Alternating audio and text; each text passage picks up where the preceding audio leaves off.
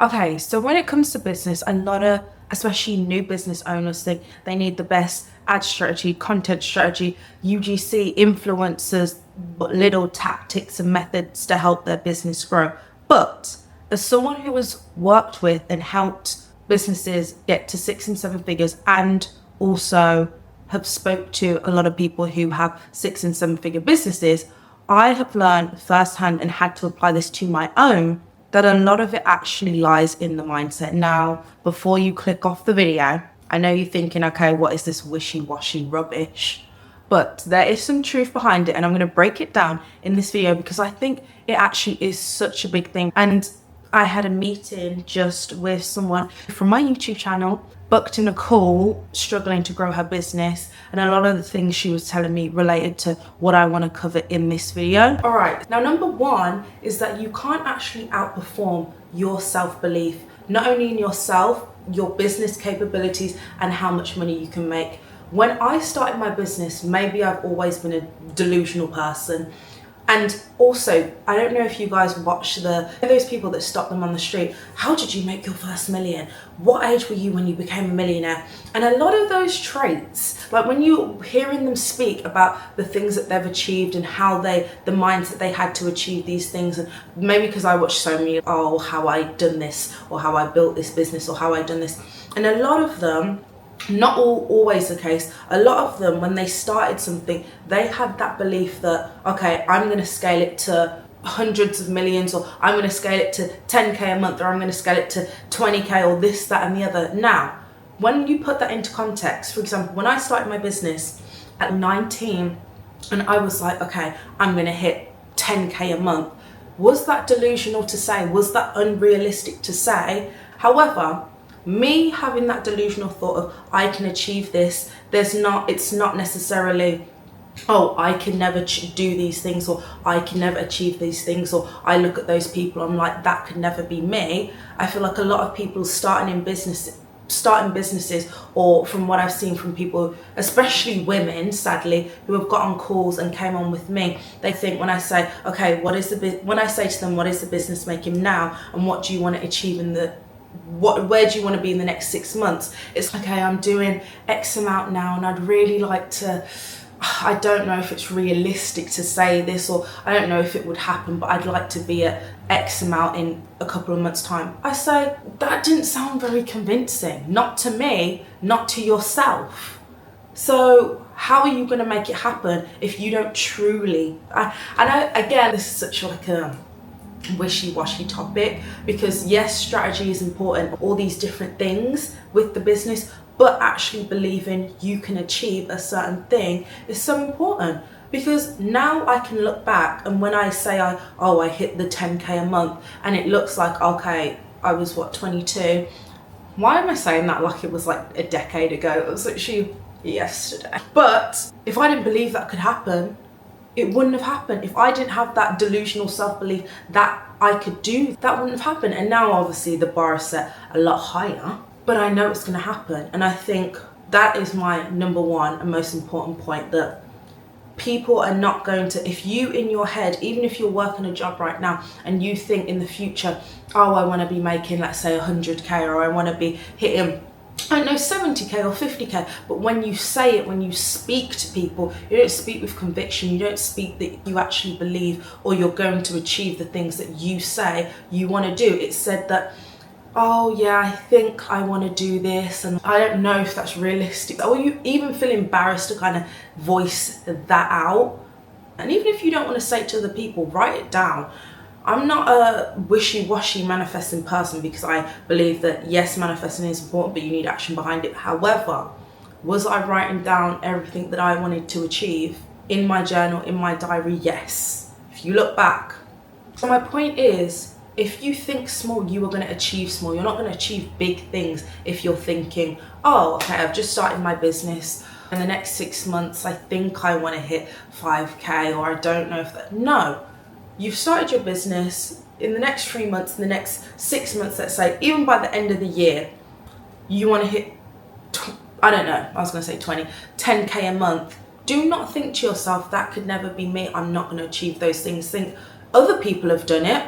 So what I'm trying to say is, you hinder yourself if you've started a business or you've started something, or even if you want to do something, excel in your professional career, whatever it is, if you yourself do not believe you can do it, that will manifest in the actions that you take, because you're not really going to put in the work to actually achieve those things. If you want to hit this goal, you need to know, again, I go back to my example.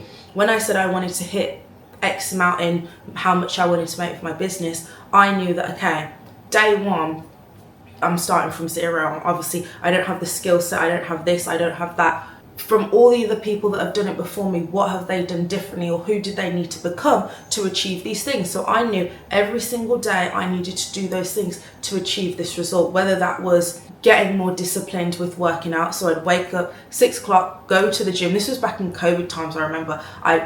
This is terrible. I remember when I started my business, technically, it was just off the back of COVID, so I was just finishing school, and I would walk to the gym half an hour, go to the gym, walk back, and by the time it was about 9 o'clock, and do my online registration with the whole class. Anyway, sorry for another day. But build those habits. Then I was making sure that I was reaching out to X amount of people every single day, whether I was tired, whether I didn't feel like it, whether I didn't want to do it. It needed to get done. If I wanted to achieve this result and believed I could do it, I needed to do these small steps every single day to make it happen. So that was a very long-winded answer to my first one. But your identity really does affect your results. If you want to achieve this, you need to become the person that achieves this thing. So I hope that helped. Okay, so another thing I wanted to touch on is the importance of delayed gratification, but also the idea that moving slowly is the business failing. And when people go on social media and they see 18-year-olds and 20-year-olds, oh my God, I made 100K in a month and I'd done this and it took me 3 days. People think when they start something and it's taking 3 months or 2 years and they still haven't got to where they wanted to get to, that it's failing. Now, I relate to this myself, and also from the people that I've spoke to, I've learned that good things take time, and you have to have that delayed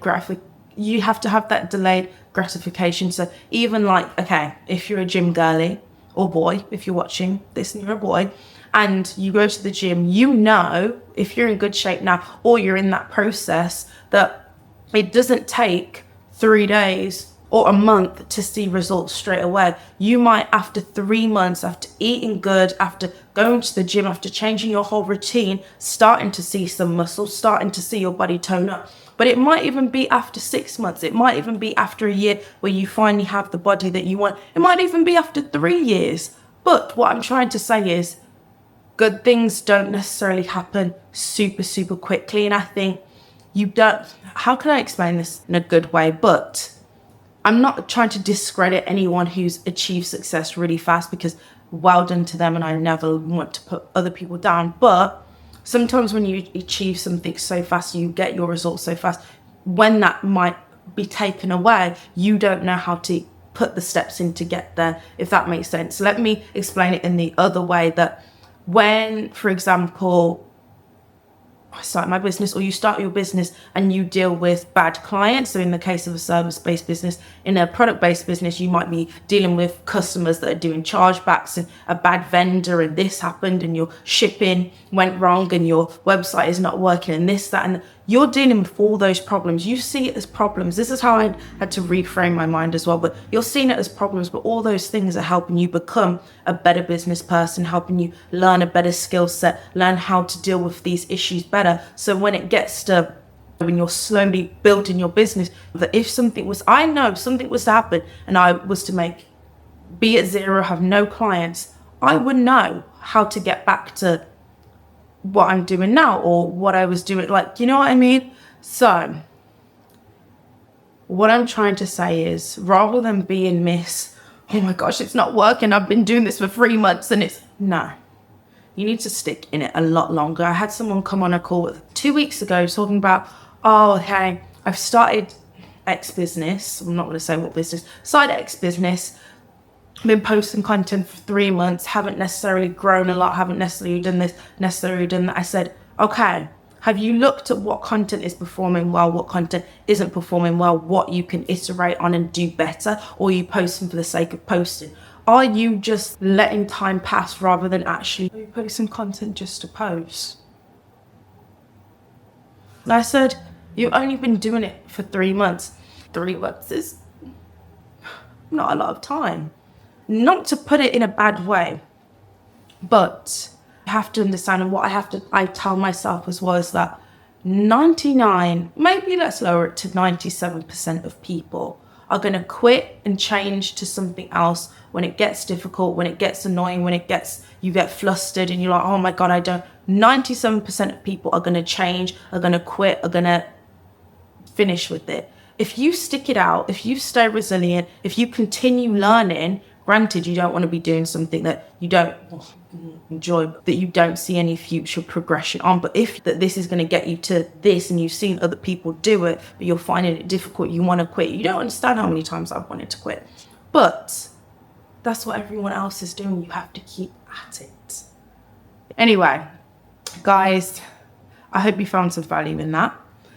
Okay, so with this video, I feel like I've only touched the tip of the iceberg, and I do want to go more into detail about the mindset of growing a bigger business and also speaking with people who have built really big businesses, and we'll actually be doing that on the channel very soon, so stay tuned for that. But yes, I do think it's such an important thing, and I'll be making more videos on that. Switch it up, because I know I do a mixture of different types of videos. And yeah, lots of love. I hope this gave you some value. I will see you in the next video.